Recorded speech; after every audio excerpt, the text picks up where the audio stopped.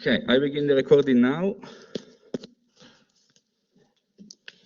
Apologies for the delay. It was a technical problem which we had to solve with some assistance. Okay, so let's begin straight away, continuing from exactly where we stopped yesterday.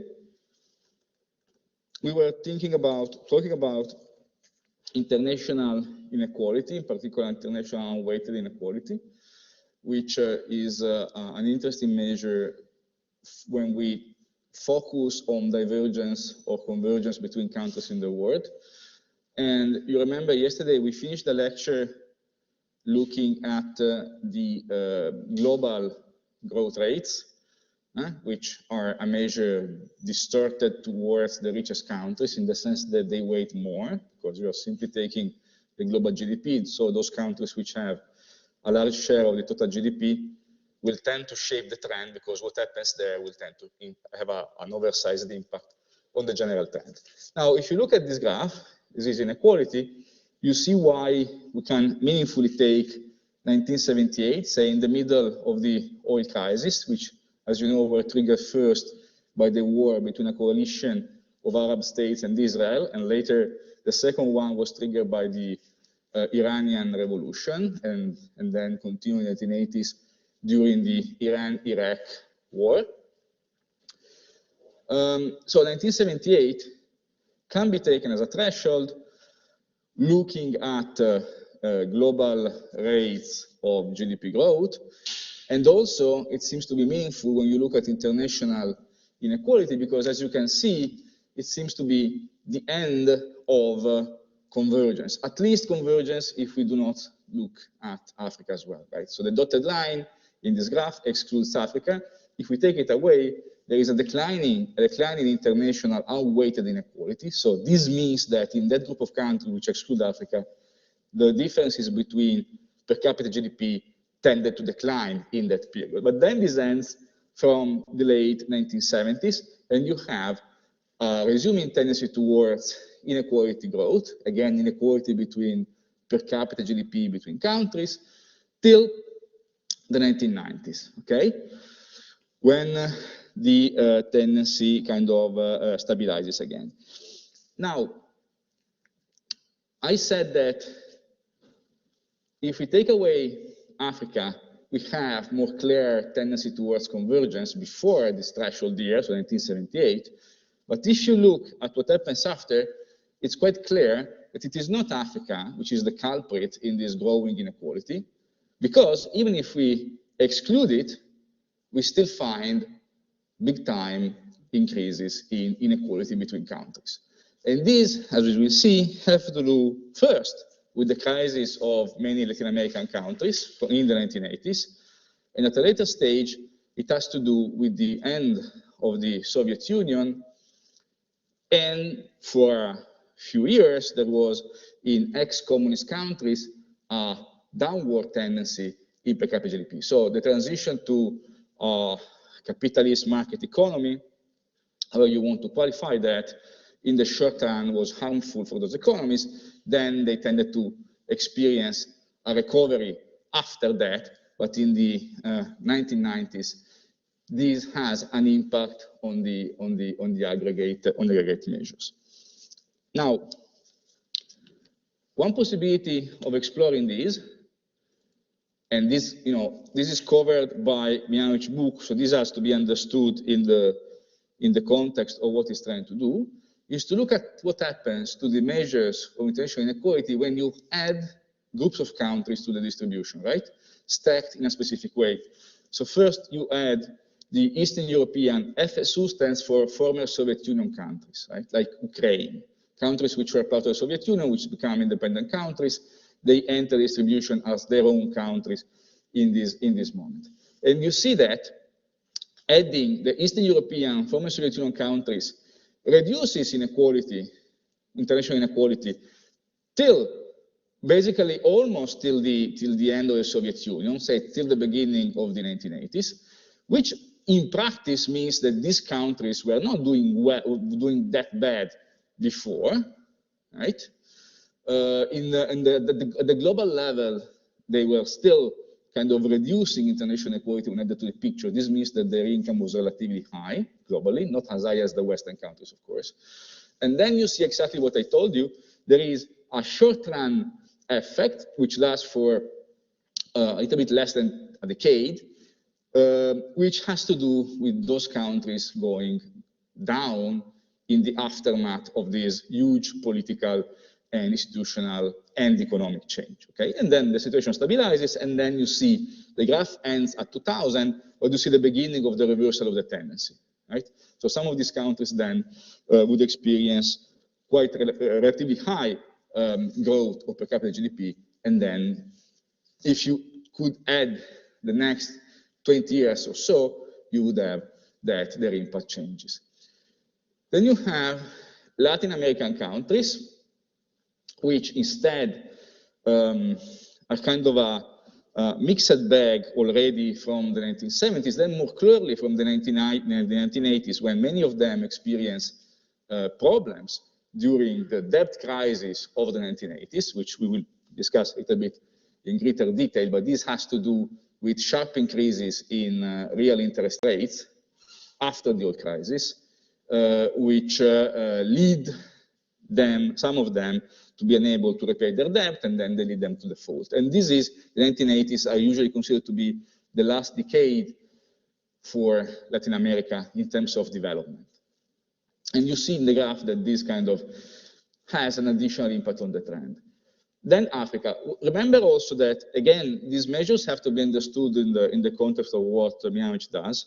So the point in the case of Africa is that you see there is the huge bump around 1960, but as we were discussing yesterday, this is because many of those countries become independent in that moment, so they enter distribution in that moment, okay? So what Mianovic did here is simply to take all the data he had, and then he was kind of living with the fact that the sample changes across time, but he was discussing the impact of that. So it's one way of doing it. You might think about more techie way of accounting for that, but the point is, I think in that book, in this explanation, this is quite clear. So once you understand this and you are aware of that, I think the message comes through pretty clearly. So this first bump is simply due to Africa entering the picture, basically. And then, however, you see that Africa, when added to the calculations, is the single main contributor to the overall international inequality. Why is that? There is one simple explanation for that. I mean, I would say across time, and you see that the peak is reached again after this threshold 1978, and then it remains stable. So why is that? Or is the case that when we add Africa, always inequality, international unweighted inequality increases? There is one reason, which is a technical reason.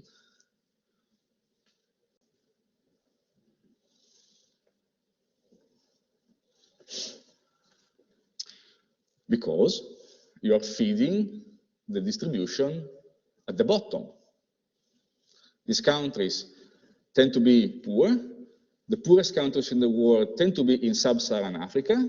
They are exactly, by the way, the countries which become independent after the end of colonial, but not because also countries in North Africa go through that. So it's not true that thing, but So the point is, these are very poor.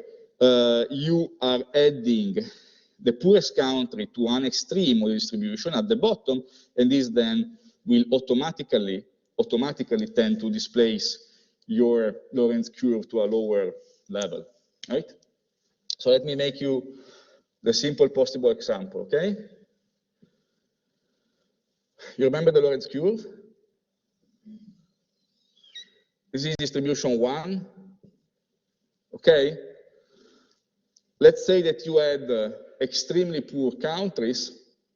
The point is that, I mean, it would be more clear with wealth. If we think about wealth, you add zeros. If you add zeros, you are basically repeating the axis at the beginning, and then you will have the rest distributed in this way, okay? So the point is, if you feed the distribution at the bottom, especially if you feed it with elements which are much below what was in distribution before, you are automatically bringing the Lorentz curve down. Of course, under the assumption that the other elements do not change, okay? So they were changing, but the point is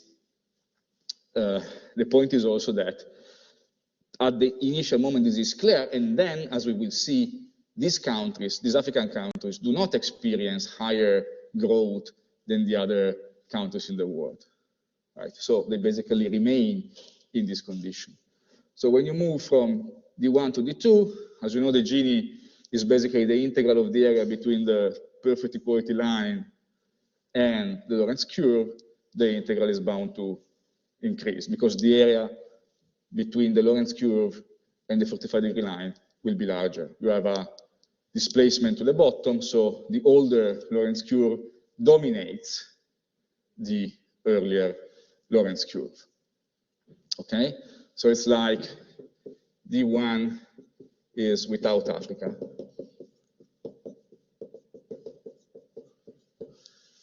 And D2 is with Africa. We have a question from Maui. The camera for the whiteboard isn't working.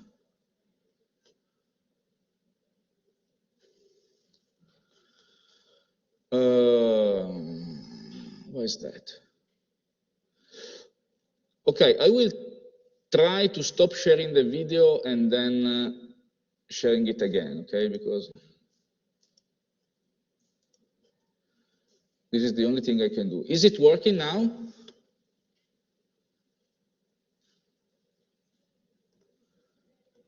Is the, oh, okay, fantastic. Okay, so, you know,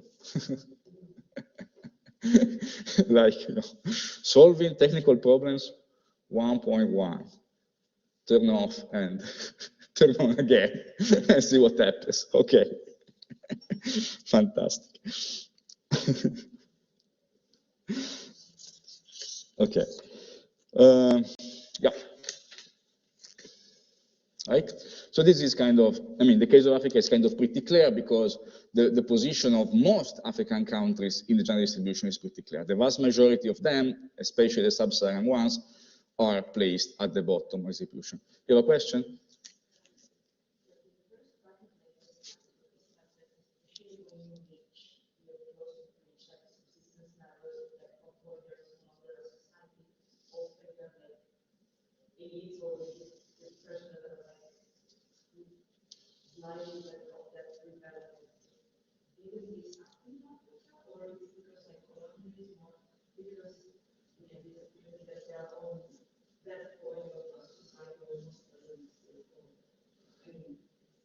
Right. Okay, so your student in class was asking whether societies in Africa, some of them at least, actually got close to subsistence level, right? Now, first, the technical implication of this is, of course, that these are not exactly zeros in terms of income, right? So you can think that as, you know, a slowly growing curve because you are feeding society which are at the subsistence level. Now, I have in mind some elaborations that me with a colleague and other people have been doing about inequality extraction ratios. And the point is sometimes for some very specific polities, like for example, the Central African Republic, which is really one of the poorest countries in the world, you get extraction ratios at or even above 100%. And that technically means that the societies are at subsistence or even below subsistence, okay? And is this real? Well, probably yes, because in some of those cases, in the periods when those countries seem to have been as extractive as they could be, or even more, you also have evidence of massive famines affecting them. So it's possible. It is no longer the case, generally speaking. So the situation has improved a lot in sub-Saharan Africa. This is mostly a story of the 21st century, however, right? So the countries in sub-Saharan Africa which have grown a lot, like for example, Nigeria is one such, if I'm not wrong, have experienced that growth mostly after the end of this period. So we are still in the 20th century here. And then there is again, you know, we will also add the next bit of history, but in a sense, to understand the situation in which those countries in relative terms remain to this day, you have also to think about why they weren't catching up in the second half of the 20th century, which is a highly relevant question because much of economic theory forecast that they would have caught up with the richest countries, and that did not happen. And this is a point which, at the beginning of the 21st century, when Milanovic was discussing these things, was actually what you really wanted to try and explain, for example, to try and show and then to explain. So we have already discussed this. Again, 1978 we take for convention as a threshold year, and then in the 1980s we have the problem of, we have the stop of the tendency for convergence in many Latin American countries in connection with the debt crisis, which, by the way, is also connected to a situation of high inflation, which is something that we are experiencing today, although we have experienced that for a very short period so far, and we have been told that this is going to be transitional, which it might be, but you know, let's see what happens. Generally speaking, we know from the experience of the final decades of the 20th century, particularly from the 1970s and 1980s, that high inflation is really not something particularly desirable, say. The problem, however, for Latin America was the huge increase in real interest rates. Now, the problem of Latin America leads to one question. If you remember how we began this part of the program yesterday, we were looking at a map of the wealth share of the richest 10% globally, and there are two areas. If you look at that, if you look at Gini indexes, it's the same story, but there are two areas in the world which stand out for being highly unequal.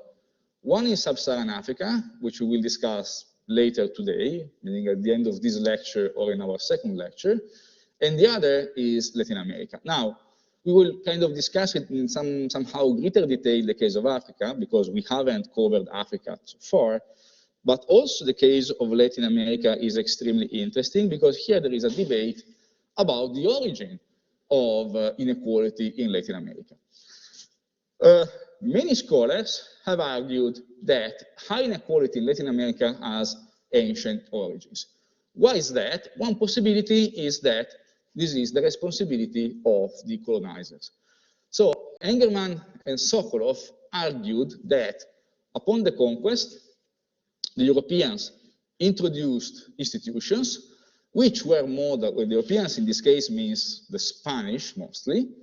They introduced institutions which were modeled upon European examples, which explain, which kind of set a condition of high inequality, which later persist in Latin America due to a process of path dependence. Now, these institutions were modeled, in this view, upon institutions used by the Christian kingdoms of northern Spain during the so-called reconquest of Iberia from the Moors, from the Arabic kingdoms in the south. You remember that the last Arabic kingdom in Spain ends in 1492, the Kingdom of Granada, okay? This is a process which lasts for centuries.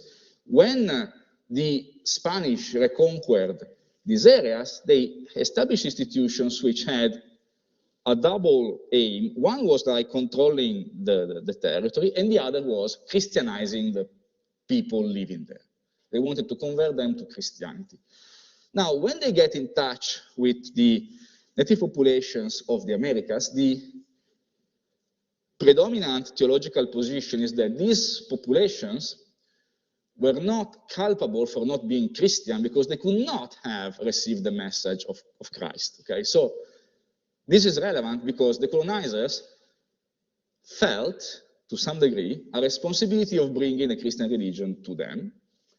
So these original institutions were had exactly the same function, if you want, or a very similar function to those used in Spain during the reconquest of these territories, which of course were Arabic, under Arabic kingdom, so the religion there was the Muslim religion. And so these were systems in which a European, usually again a Spanish individual, had authority over a large territory,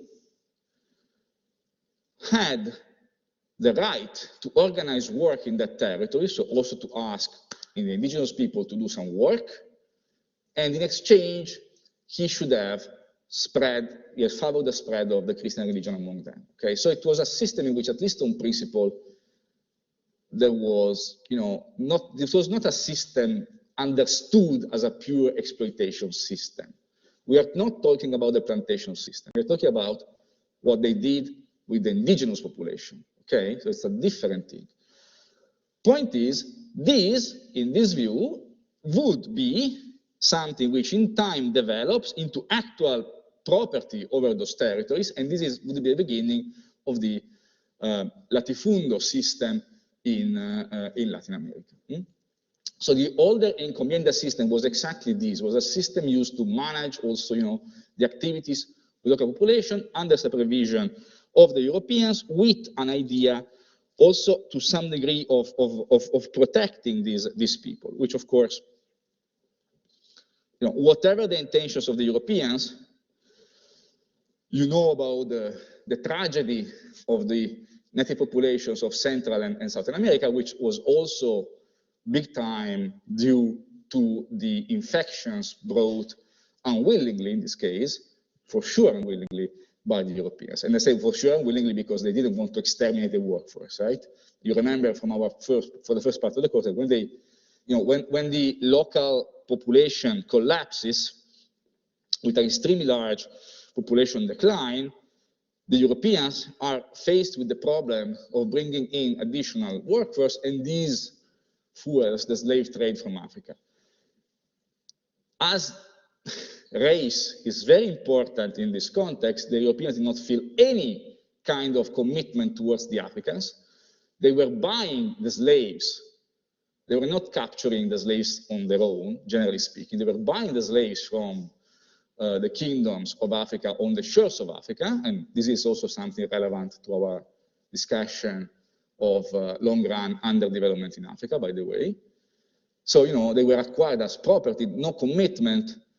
There was, again, a large racial prejudice in this case, and these people were actually working in plantation systems in conditions which were much worse, on average, compared to those experienced by the indigenous population decades or centuries before, under the European rule. So the point is, these institutions provide a certain initial distribution, especially of land, which is very important also in shaping the income distribution in Latin America for a long time, till today, in fact. And then, through path dependency, this kind of generates the situation which we observe, for example, at the beginning of the 20th century. Another explanation, instead, has to do with the inner working of the institutions in colonial times. And the point here is that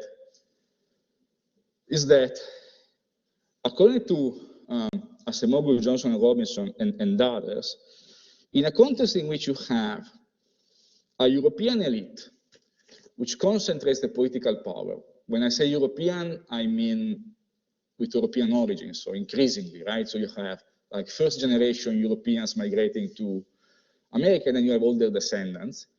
And again, race is important here, and ethnicity is important here. Yeah. In fact, I much prefer to talk about ethnicity, not race, for a number of reasons which have to do with the totalitarian experiences of some European countries, including this one in the 20th century. So ethnicity is much better. That's what Europeans used to talk about. So there is racism, but the differences are between different ethnic groups, say. Also because you should be aware of the fact that the genetic variation among human groups is extremely low, so there is no scientific support to the fact that there are different human races, right? No, there are different ethnic groups, actually. If you look at, again, genetics, anyway. The Americans use the word race in a different way than the Europeans, and this is strictly because the Europeans had an experience of polities which actually acted a lot upon race. Think about fascist Italy or Nazi Germany. So race is something that we should avoid using and apply to human beings, I think, but I don't want to start a discussion on this here. Ethnicity is much better and also kind of scientifically stronger as a kind of category, if you want. Anyway, the point here is that you have different ethnic groups. You have the Europeans, their descendants, and you have the rest, the descendants of the original indigenous population, and then you have the slaves, but okay, the slaves were exploited, no doubts whatsoever. So the point is that in this context, in which you have a huge concentration of power, or political power, and a huge potential for extracting resources from the general population, it was better for these selfish, small European groups to extract as much as they could compared to extract less and allow for an increase of the total to distribute, right? So the point is they were maximizing the slice of the cake. They were not maximizing the size of the cake. And it was more efficient for them, provided they didn't care about the others. So it's kind of, again, an extreme interpretation of this, but the implication is that they were utterly selfish. So the point is, it was more efficient for them for the purpose of increasing the amount of cake they had to increase their share of the cake, even over reducing cake, compared to increasing the cake, allowing for also other ethnic groups to profit from this, okay? So in this case, you still have something which comes from the colonial period, is connected to colonization, and then can continue across time because these elites, thanks to their ability to concentrate political and military power, remain in power for a long time. Then what's the problem here? The problem is that, generally speaking, this is done without, these analyses are done observing a situation as it is at the end of the 19th century, beginning of the 20th century, but without observing very directly what happened before, also for scarcity of data. The point is that if you look at what we have now, and there is an article which you have in the reading material by Leandro Prados de Escosura, in which he presents this kind of data. By the way, yesterday, I've also uploaded the final reading list for the second part of the exam, which you can find. So only a part of this article is included in the material for the exam itself, like just a section of it. You can read it with the whole of it if you want, but it's specified in the reading materials list. So what he argues is that if you look at the estimates you can produce for a range of Latin American countries from the middle of the 19th century, inequality levels were not higher than in Europe. The moment when they start become quite higher is the interwar period. So the point is, exactly when, you remember from yesterday, in many Western countries you have declining inequality, in these countries you have growing inequality. So it is the Belle Epoque, so again, the 1920s, 1930s, the period when Latin America becomes more unequal than your average Western country. Also, this is interesting because this is a reversal. You remember there is another very important reversal, just to recall it, and that's what happened, and that has to do with the United States, who, in terms of wealth inequality, become more unequal than Western Europe only from the 1960s or even the early 1970s, okay? So this is a relatively late process. Throughout the 19th century, they had been less unequal. The same is true for income inequality, but in that case, they match the European levels much earlier, a few decades earlier. But there's still an inversion. So the United States start as a relatively egalitarian society. You have these European travelers to the US like de Tocqueville, who actually observe high equality, and you have these Americans, people visiting Europe in the 19th century, and they come back to the US shocked by the degrees of inequality they observe, right? So it's the opposite of what we kind of tend to think today, and then this changes. And the inversion of this tendency is something that, of this relative position, is something that I think has not attracted enough attention, but there would be a lot to say about how a certain situation experienced by the American people in the 19th century continues to shape some of their cultural beliefs, although the situation has changed entirely. Right? This has to do, for example, with social mobility, which today is lower. When you measure it, it's lower in the United States than in the average Western European countries. But the average American citizen will tend to believe that their society, the Israeli society, is much more mobile than the European one.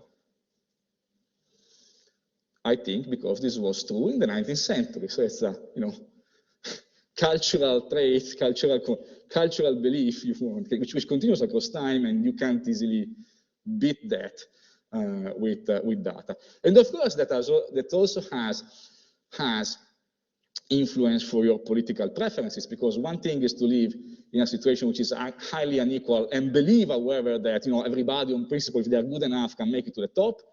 And another thing is experiencing the same high level of inequality and believing that the game is rigged, because you will never make it to the top because mobility is almost zero. So I'm making this kind of extreme, but you see the problem, right? And beliefs here matter a lot. Anyway, close parenthesis. Also in this case, then we have a difference. If this is true, but this is kind of the best data we have so far, you have a stark difference between what happens in the West, in Western countries, and what happens in Latin American countries in the first half of the 20th century. And this, as Professor Scosura argues, is the origin of the relatively high inequality in Latin America, which we tend to give for granted. But again, has historical origins, which, however, might not be as ancient as Engerman and Sokolov or Acemoglu and colleagues have argued. Then a different take on this is the following. So you know that there are three scholars who together worked on the idea of the inequality extraction ratio. So Branko Milanovic, Peter Lindert, and Jeffrey Williamson. Williamson has used this idea in a slightly different way.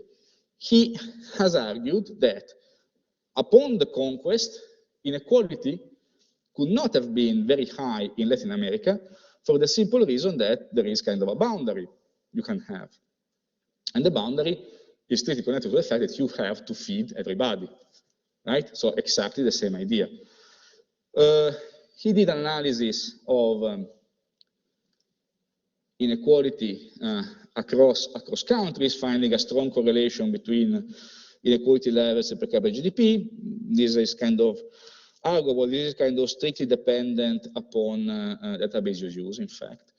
He finds a strong correlation between the fact of having been colonized and high inequality today, and other evidence which is kind of a little bit more difficult to interpret, in particular the connection between the net connection between population density and inequality at the state level is also something found by the other studies. It is a little bit difficult to interpret. So, for reasons of time, I would not actually, and I will show you immediately two other things. First, if you look at the origin of the data, you see that most of these estimates for income inequality are being produced by social tables. So you remember from for the first part of the course that you can make use of social table to get rough estimates of income inequality or also wealth inequality. So what you need is basically some information about average income by meaningful classes and the population of those classes. Then if you do it, you can build a step distribution and calculate inequality upon that. The main problem with social tables in practice tends to be when you have very large classes at the bottom, because in general you lose within class inequality, right? If you have very large classes, that is more impactful on the final estimates. There are also kind of works, but there is research done by some groups of mathematicians who try actually to solve this problem to some degree, or at least to kind of provide ranges of variation which tend to try and account for the unobservable, and the unobservable is, strictly speaking, the within class inequality. Anyway, the point is these data tend to come from social tables, including for England and most definitely for the Latin American countries. But the interesting thing is that he then makes use of the idea of the inequality possibility frontier for predicting the Gini coefficient backwards, and he ends up it reaches the immediate pre-colonial period, and he argues that the Gini coefficient was quite low, like slightly above 0.2 or 20 if you, as he did, make this vary in between 0 and 100. Then it increases to maybe 0.35 after the conquest, and then it remains to about that level because these areas remain quite poor. Now, an interesting thing in this paper is also its title, which is History Without Evidence. Right? So, this is not really a guess, but this is what comes from certain assumptions and the use of the inequality possibility frontier concept to predict the maximum possible inequality you could have in the context of very poor population. Now, the point is, this means that at the beginning of the period, if you measure inequality, not inequality extraction, inequality per se was lower in Latin American areas compared to Northwestern Europe. However, the inequality extraction ratios were about 100% in the early colonial times, in this assumption. So the point is, again, the inequality was low because these areas of the world were relatively poor. Extraction was extremely high. So this idea is in fact compatible with what Acemoglu, Johnson, and Robinson argue. If you forget about inequality levels, which is what they were thinking about, and you think about the propensity of a certain polity to extract inequality, right? If you allow for that, then what is transferred, what might have been transferred across time, is the level of predation, the predatory attitude of the elites. Okay? So it's different, but at the same time is compatible with that. And then he is in agreement with Prados de la Escosura when he argues that Latin America inequality becomes exceptional only from the beginning of the 20th century, right? Which is exactly what we find looking at the data that we have for the late 19th, beginning of the 20th century. Now, building a bit upon this, we did an exercise. I did an exercise with a PhD student at our PhD program here, who is a Mexican student, and he just, he finished his PhD. And we have an article on inequality in the Aztec Empire on the eve of the conquest, in which we do two things. The weak part of the, I'm telling you this because the recording is going to be canceled within 24 hours. But the weak part of the article to me is that we estimate income levels at the level of each province of this Aztec Empire before the conquest, and that is an estimate which is very rough because it's based on, basically it's based on population density. So there is a literature in economics which argues that for ancient societies there is a correlation between population density and income per capita, right? But our focus is on inequality. So even if the levels of income are not maybe entirely correct, the important thing is that the differences between the provinces are about the same. So we have a difference between provinces in terms of average income, and then we reconstruct based on the existing evidence and archaeology. And we have some written sources for the Aztec Empire, by the way, because in the immediate post-colonial period, you have all these codices which were copies of earlier sources which existed. So we have some written evidence which is also substantial in certain respects.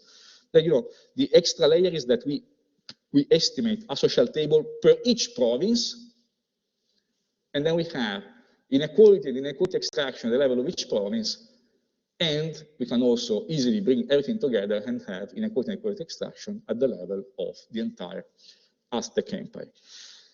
Now, the Aztec Empire is supposed to have been the most advanced area of the whole of Central and Latin America. We do not find particularly low levels of incomes per capita, because these were kind of a little bit lower than those of the Roman Empire in the 2nd century of the current era, for example. They were roughly comparable to those of England in the 13th century. England was not, as you know, at all the richest part of Europe in the 13th century. These levels we find are much lower than those you have, say, in Italy or the Low Countries already in the Middle Ages, but still they're not particularly low. And they are actually compatible with a pretty high Gini index of 0.5. So the point is, in the Aztec Empire, you would be on the eve of the conquest at the level which, for Williamson, is the average of Latin America at the end of the 17th century, right? Now, point is, in terms of inequality extraction, however, we are in total agreement because we reach levels around close to 90%, which is reasonable because this is a polity in which the centers, which was an alliance of 3 city-states, the main one being Tenochtitlan. By the way, last year it was exactly 500 years from the conquest of the Aztec Empire, so there was also this anniversary. So this triple alliance, which built the empire in the decades immediately preceding the arrival of the Europeans, was also asking for blood tributes from their provinces. So can you be more extractive than that? We think not. By the way, we know exactly, and this is the interesting thing, we know exactly how much they were taxing each province because we have written sources for that, right? And then we know 2 other things. If you look at the provinces which suffer the more extractive conditions, they are precisely those which, when Hernán Cortés arrives there, ally themselves with the Europeans against the Aztec lords, because the Spanish in Central America conquer the Aztec Empire with an alliance of local peoples, including some which were subject to the Aztecs, right? It's different from the case of Peru and the Inca Empire. So they were the first to revolt, first interesting thing, right? So there is a nice political story there. But the second very interesting thing is the following. When the Spanish set up their fiscal system at the beginning of the 16th century, they reproduced exactly the Aztec fiscal system, right? So the point is, the Spanish take a pre-existing, very extractive institutional framework, they inherit it as it is, and they, yes, in time they add additional layers of inequality, for example, based on ethnicity, or race, if you want to talk in American jargon, because there were a lot of categories they were establishing about all kinds of Europeans, natives, mixed blood descendants, right? But the point is, again, the institutional setting, which is highly extractive, predates the conquest in this case. It's not a claim about the wall, but the point is, these were not particularly egalitarian societies from before the conquest. Although there is also a local literature which actually tends to present a very positive view of the pre-conquest societies, but at least in some cases, and the Aztec Empire, I think, is the most clear case, this was not the case. So what is clear is that the European colonizers were not trying at all to reduce inequality here, but the high level of inequality which characterized the colonial period in Latin America, we believe, at least in some specific areas, also built upon, could also be achieved by means of inheriting institutions which were already there. And the same stands true for some forms of forced labor imposed by the Europeans. You remember I was telling you that these European rulers, they had some duties towards the natives, but they also had the right to ask for cooperation and so forth and so on. Some of these institutions which actually were put in place also existed before. For example, the MITA in the Peru area, which is kind of the basis for then requiring the indigenous people to move along very long distances to work in the mines discovered by the Europeans, was existing from before the conquest. So they were using all these institutional elements which were original of the area. Then they added others maybe, but the original situation here was already about as unequal as it could have been, at least in the Aztec Empire and maybe also in other parts of the country. So everything is very complicated because, again, the hard information we have is limited, right? But the point is, if you predict, as Williamson did, inequality in the past in this way, you are highly dependent upon estimates of per capita GDP in unobserved period, which tend to have been produced by Angus Madison decades ago, and are basically guesstimates. So that's basically Madison's opinion about that without any real evidence. Now for at least areas, we start having somehow better estimates. As you know, I'm not a kind of strong believer in the validity of these estimates, in the sense that they have still always to be taken as indicative, and they tend to be,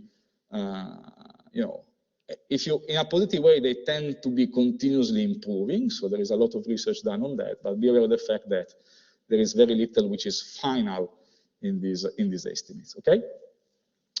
So just to conclude the discussion,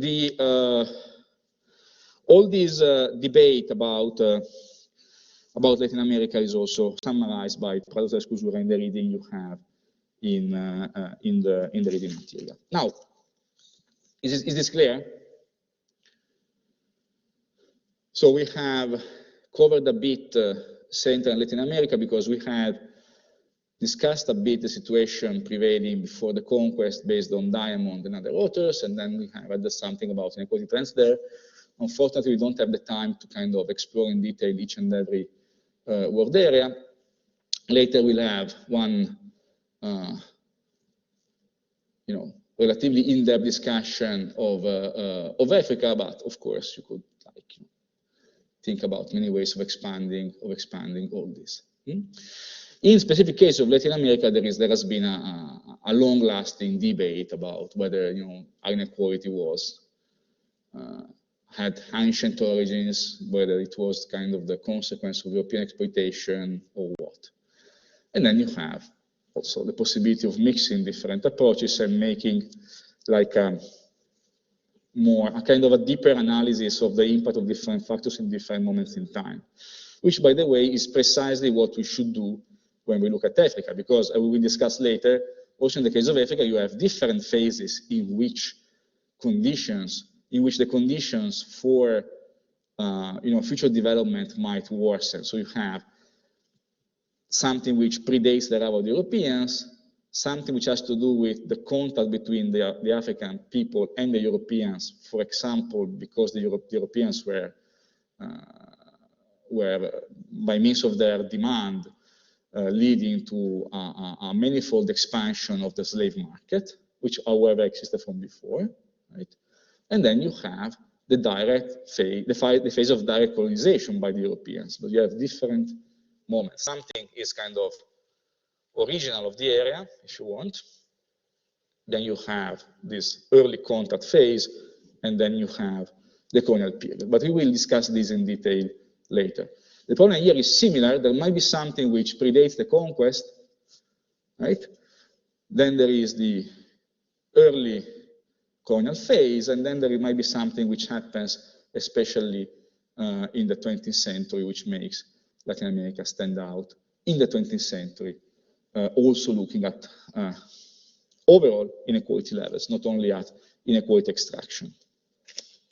And then you also see how the introduction of this concept of inequality extraction tends to change a bit the picture. And actually, I think that we are still in a transition phase regarding that, because I think that this idea could be applied more extensively than it has so far, and this changes a bit our interpretation of the actual evidence.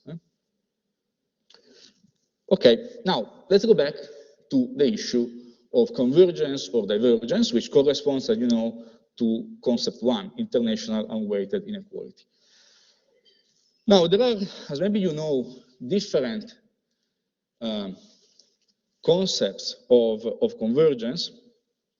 The idea which comes and maybe came even more strongly in the 1990s from the theory of international trade is that international trade and the movement of factors of production which would have led to convergence in the long run. Now, a certain concept of convergence is that at the end of the process, everybody reaches the same steady state. So the allocation of the factors of production is basically the same. The steady state income is equal across countries, right? This is basically an hypothetical condition. Interestingly, to achieve this, given that the initial conditions are different, you need what is called beta convergence, which, starting with the idea of declining marginal returns, diminishing marginal returns. So the point is, okay, if you are, for example, little capital, the revenue you get from adding an extra unit of capital will be higher compared to a country in which you have already high levels of capital. So the point is that given these, it is conceivable that those countries which begin with a lower income level have a higher space for growth, so they can actually grow at a quicker pace, more easily. And then this is what you need for catching up. Without beta convergence, which assumes that the countries with lower per capita income will grow more quickly, you would never achieve sigma convergence, which assumes that the steady state is the same for everybody, okay? So this is a necessary condition. However, the point is that you might also make a conditional beta convergence hypothesis, conditional on other factors, for example, institutions or political systems. And in this case, you would have different steady states at the end, but you would still have, generally speaking, a catch-up during the process of convergence. So you would have the poorest countries growing at a quicker pace unless they reach a steady state, which might be unequal because of the factors you are conditioning the hypothesis on. Now, what does this mean in practice, however? And here you have Milanovic providing a strong criticism of this because, well, the point is that the lack of convergence, so the fact that the theory of international trade was proved wrong by the facts, led to a lot of debate about what could explain divergence in the long run. One answer to this, for example, is provided by Douglas C. North, and he argues that institutions matter a lot in the process of development. So if you have different institutional settings, that can explain divergence in the long run for the reason that in institutions, you can have path dependency, right? Exactly as per these interpretations of the colonial origins of inequality in Latin America. You establish certain political conditions, you place the Europeans in power, those who are in power will tend to remain in power, generally speaking, unless you have a nice revolution, which they had in the 19th century in many countries in Latin America, by the way. But the point is, if they remain in power, those conditions will tend to remain there, and then the factors which maybe prevent growth as high as those areas might have experienced otherwise will remain there, right? The same is true if we try and understand why high original levels of inequality remain high across time. Why there is no change? Well, because there are elements in the framework, institutional framework, which tend to fix the framework in a certain significant way. And again, thinking about predation of the elites is important. So the criticism that Milanovic makes is that the very idea that you can solve the problem of not observing convergence by simply making some assumptions conditional and then kind of claiming the theory is correct, the only problem is that there are other factors, is not something very useful, because as he writes, while controlling for other factors may make sense in a regression, it can hardly make sense in real life. If I'm told that the Congo will grow faster than the United States or Singapore, if it had the same institutions and the same quality of macroeconomic policy as the latter two, am I going to find this conclusion credible or even interesting? The truth is that these political economic factors cannot be held constant, they are endogenous to the process of growth. Okay. So the point is exactly that. The point is there are situations which we can easily expect to be deeply enrooted, which basically will tend to make it very difficult to overcome certain conditions of underdevelopment unless those situations are addressed quite directly. The point here is that you can't expect that, for example, integration of a country in the global markets will by itself solve the condition of underdevelopment if the country is very poorly ruled by a very corrupt political class, or if that country experiences very bad institutions. Okay, so in practice, the problem is that I mean, if you consider that, then the problem becomes very different in practice. So this is kind of the premise. Now, what do we have regarding data? Now, if we look at different group of countries, and if we look at the relative growth rates, we see that, sorry, in this case, we are looking at inequality within those countries. The point is, do we even observe declining inequality within regions? So first, let's look at within regions, and then we look at between regions. Here you have 3 dates, and you have international weighted inequality measured within specific groups. The dates are 1960, 1978, and 2000. 1978 is the threshold we're taking. And then if you look at these, you see that in Africa, Asia, and the Eastern Europe, inequality between countries in those groups increases in time. In Latin American countries, situation is kind of mixed because there is no clear trend. We now stands for Western Europe, North America, and rich part of Oceania countries. That's his classification. So he places here the richest countries in the world. And the point is, this is the only area, the only group of countries within which you observe convergence. So the argument he makes is that we kind of believe in convergence. He's writing at the beginning of the 21st century in this case. The book is 2005, if I remember correctly. We believe in convergence because of what happens in the rich countries.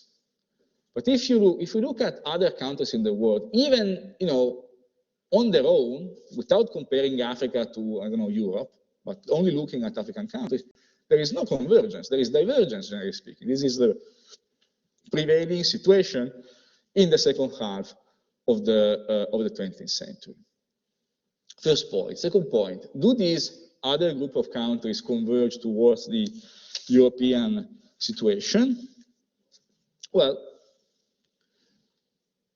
we already know, if you remember our graph in which we had the impact of adding group of countries to the distribution, that this is not the case. We already discussed the fact that the contribution of Africa to international inequality increases to a certain phase, and then it tops at a very high level, but it doesn't go down. Okay, so if you bring everything together, and if you forget about Africa, actually, you have that there is in the first part of the period, so before the threshold 1978, some catching up, for example, in Latin America. But in the second part, the process is reverted. Exception made for Asia, but this is not even the whole of Asia, because this conclusion has to do with some Asian countries, which include, for example, China is the largest, but there are also others which are relatively small countries, like Singapore, for example. So in this table, you have a summary of catching up with respect to the West and of what happens within each specific region. Okay, so you see that the overall picture is clearly not one of continued convergence. And from 1978 till the end of the 20th century, divergence seems to kind of be the dominant experience. Now, as always with inequality, you have two, inequality is measured by indexes, which are pure numbers, okay? So the point is this happening because countries become poorer, or is it a matter of countries not growing at the same pace? Generally speaking, it's the second answer for this period, with some exceptions, right? For example, an exception is what happens in Eastern European former Soviet Union countries after the fall of the Berlin Wall in 1989, right? You remember in our graph, when you have that the impact on international inequality of aiding those countries jumps after 1989, that's strictly because the per capita income declines for a few years, right? Otherwise, the general situation here is one of tendency towards growing per capita GDP, but at a very different pace and not involving each and every country in the world. Now, in this case, you have in the upper part of this graph, you have the density function of the GDP per capita of countries in 1960 and 1978, in which the value 1 is the mean income in 1960. Okay, so if you see here, this is a log scale. Here you have value 3. No, sorry, not a log scale. You have value 3. That's 3 times the income, the average income in 1960. So the point is, if you move from 1960 to 1978 in the upper part of the graph, you see that there is a shift to the right of the curve to some degree. This doesn't continue between 1978 and 2000, although the peak kind of declines. But the point is, the shape of the curve doesn't change. Okay, so the point is the following: first, somebody remains exactly where they were, and in fact, in some cases, they are going in a backward direction. But the other point is the fact that there is a large part of countries which remain relatively poor compared to the average in 1960 or about the average in 1960 doesn't change across the second half of the 20th century.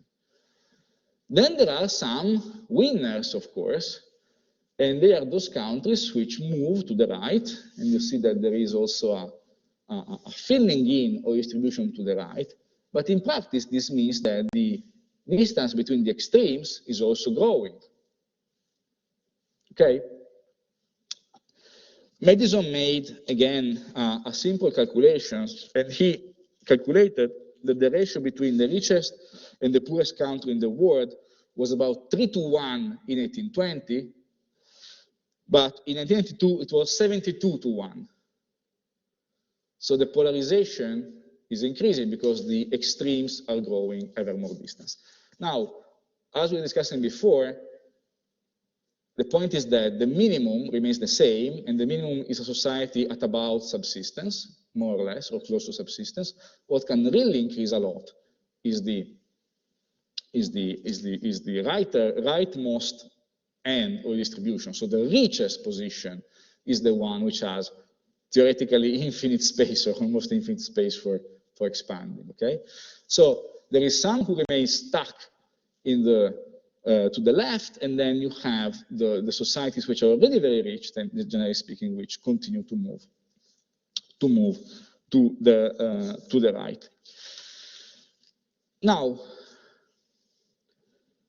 this analysis can be pushed even further. As you see here, you have here a classification of countries by the style of the income distribution, right? So the first are the poorest. In 1960, 78, 2000, plus the growth rate calculated between 1960 and 78 and 1978 and 2000. And the point is that the societies are assigned to a decile based on the position in 1960, okay? So this is not made dynamic between 1978 and 2000. Those who are in the first remain this table there. The point is that what you observe between 1960 and 78 in terms of rates of growth is that it is the middle of the distribution which tends to grow at the quicker pace, not the bottom. The top grows at a somehow quicker pace than the bottom, but less than the middle. If you look at the second phase, 1978 to 2000, you see that it is the top which grows at the quicker pace, and the bottom, sorry, in the middle gets stuck. So it's kind of a stop in the catch up of the middle income countries.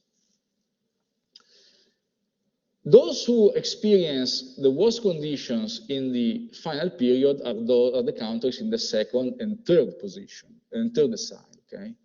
Not the poorest of the poor, but the poorest of the poor begin from an extremely low level, so they can achieve, in percentage term, a good performance by improving their income per capita by relatively little, right? If you look at the levels, this is quite clear. But anyway, the main thing to highlight here is that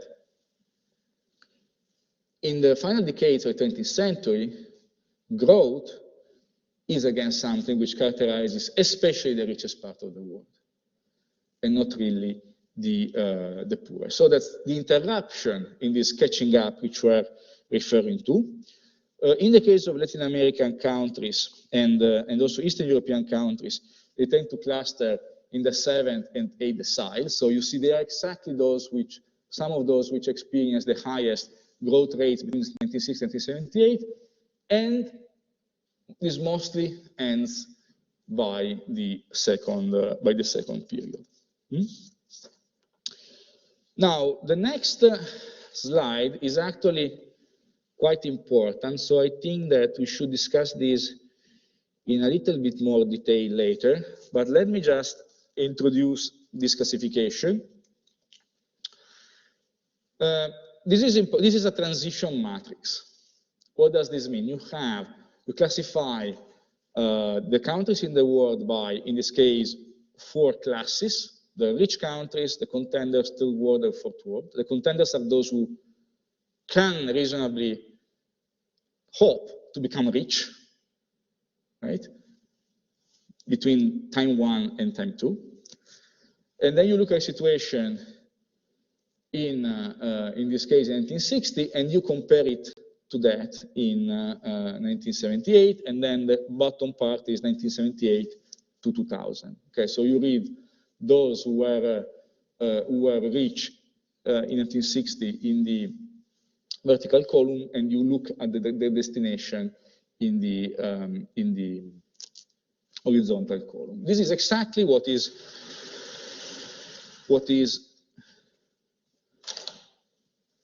used to calculate social mobility, right? You have a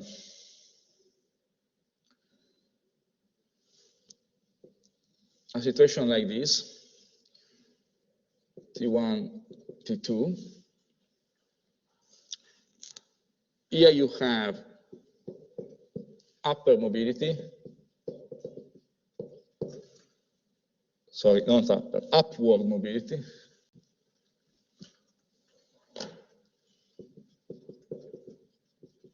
And you have downward mobility, usually.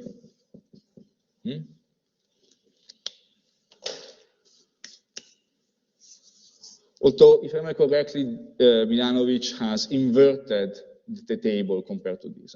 So this is what you usually do in sociological studies of mobility. So in order not to confuse those who do not attend this lecture, I will take a picture, but we will cancel this. This is what you usually do. This is inverted, because usually you would have placed the fourth word in the uppermost corner, right? So how does he define rich countries?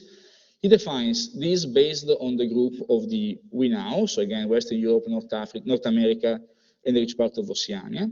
Then he takes the country in this group which has the poorest, the lowest per capita income, and defines based on that the contenders. The contenders are the countries which have which are no more than 1/3 below the poorest country in the rich country group, okay? And then with the other thirds, he defines the third world and the fourth world. So he produces this simple classification. As I said, it is quite important discussing this table and the movement of countries between this table. So I would stop here. We have maybe time for one question or two, if there are any. No questions? So let's stop here and we meet later and we continue with this, and then we talk about Africa, and then we'll briefly talk about the exam, okay? So see you later.